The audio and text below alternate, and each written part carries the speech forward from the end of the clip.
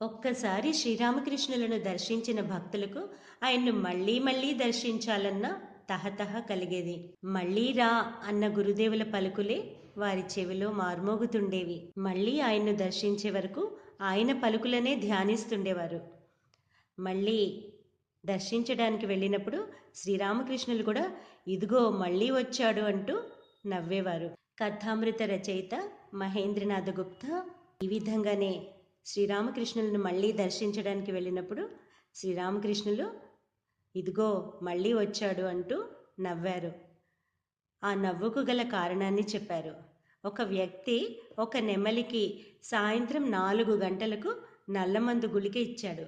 మర్నాడు ఖచ్చితంగా అది అదే సమయానికి అక్కడ ప్రత్యక్షమైంది. నల్లమందు మత్తును చవిచూసిన ఆ నెమలి మరో మోతాదు పుచ్చుకోవడానికి సకాలంలో వచ్చింది.